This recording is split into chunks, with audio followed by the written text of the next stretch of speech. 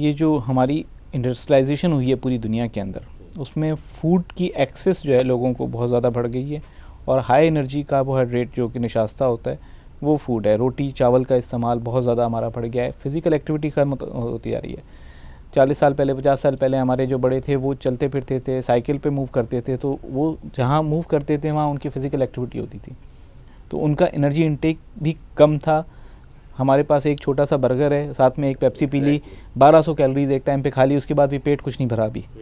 तो energy dense food के ऊपर एक्सेस बहुत है हमारे लोगों की, फ़िज़िकल एक्टिविटी ख़त्म हो गई है और बैठे स्क्रीन के सामने हमारा लाइफस्टाइल है ज़्यादातर। तो ये बेसिक मोटे मोटे हमारे लाइफस्टाइल के प्रॉब्लम्स हैं। उसके बाद बहुत सारे पेचीदा जैसे किस्म की जो जेनेटिक भी इश्यूज़ हैं, एनवायरमेंटल इश्यूज़ के अलावा भी हैं, लेकिन जो बेसिक लाइफस्टाइल की चीज़ें हैं कि वो बैठे रहना, हिलना जुलना नहीं, और एनर्जी, हाँ, एनर्जी डेंस निशास्ता वाले जो कार्बोहाइड्रेट फूड हैं उसकी एक्सेस बहुत ज़्यादा है। जो हम निशास्ता या कार्बोहाइड्रेट की बात करते हैं ये बेसिकली बॉडी में जाके शुगर में कन्वर्ट होता है। अब इसकी एक तो एग्जांपल सिंपल ग्लूकोज़ है जो कि सीधा ग्लूकोज की फॉर्म में ही जाता है और फौरी तौर पे बॉडी ग्लूकोज बढ़ाता है। एक फॉर्म इसकी जो है चीनी की फॉर्म में होती है, फिर इसकी ये गंदम वाली फॉर्म आती है। अब गंदम में भी जो चक्की वाला चोकर वाला आटा होता है उसमें कुछ ना कुछ फाइबर साथ में शामिल होता है, इसको हज़म होने में थोड़ा सा टाइम लगता है। लेकिन चावल हो गया या मैदा हो गया, जो नान जो वगैरह हम लेते हैं, उसके अंदर जो है वो जल्दी हज़म हो जाता है, उसमें फ़ाइबर बहुत कम होता है। इसी वजह से हम डायबिटिक पेशेंट्स को या जिन लोगों को थोड़ा सा डाइट कॉन्शियस होता है उनको हम कहते हैं आप लाल चक्की वाला जो आटा है उसको इस्तेमाल करें, या पॉलीग्रेन आटा अगर एक्सेस है वो थोड़ा सा महंगा हो जाता है नॉर्मल आटे से, लेकिन जो पॉलीग्रेन आटा होता है उसमें फ़ाइबर का कंटेंट बहुत होता है कि वो आटा इस्तेमाल करें। उसकी कैलोरी शायद उतनी रहेगी लेकिन स्लो रिलीज़ की वजह से बॉडी पे उसका वो इम्पैक्ट नहीं आता जितना अगर आप चीनी खा लें या मैदे से बनी हुई कोई चीज़ें खा लें। लाइफस्टाइल के ऊपर चेंजेस करने से जितनी भी स्टडीज़ हुई हैं उन सब का पॉजिटिव बेनिफिट देखा गया है, डिले करने में ऑनसेट ऑफ डायबिटीज़ को भी, मैनेज करने में डायबिटीज़ की बीमारी को भी, और ओवरऑल हेल्थ के ऊपर जो है डेथ रेट और जो सारी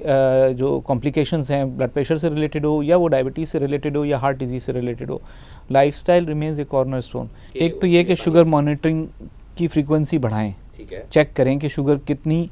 ऊपर नीचे हो रही है, क्योंकि अगर बहुत ज़्यादा ऊपर नीचे हो रही है कि एक टाइम पे 250 आ रही है और एक टाइम पे 70 आ रही है, या किसी टाइम पे 100 आ रही है और किसी टाइम पे 350 आ रही है, तो ये जो ऊपर नीचे होती है ये ख़तरनाक होती है। वेरिएशन अगर कम हो तो उसको मैनेज करना रिलेटिवली आसान होता है, तो वो उसी सूरत में पता चलेगा जब फ्रीक्वेंटली शुगर मॉनिटरिंग होगी। तो हमने अगर रोज़ा रखना है तो एक चीज़ हम तय करें कि अपनी शुगर मॉनिटरिंग की फ्रीक्वेंसी को बढ़ा दें रमज़ान से पहले, ताकि हम जब रोज़ा रखने जा रहे हों तो हमारे पास एक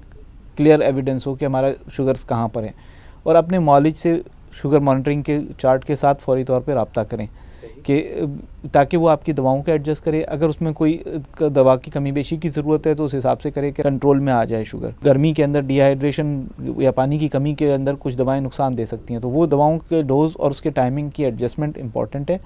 लेकिन सबसे पहले इंपॉर्टेंट ये है कि आप शुगर अपना मॉनिटर करें और अपने मॉलेज से फिर रब्ता करें आपकी दवाओं के, ताकि खुराक और उसकी टाइमिंग को एडजस्ट करें। अगर आप मॉलेज के मशवरे के बगैर मरीज़ करेंगे क्या एक्सपेक्टेड है उनसे कि वो क्या करेंगे, या तो दवा इस एंटिसिपेशन में गैर ज़रूरी तौर पे कम कर देंगे।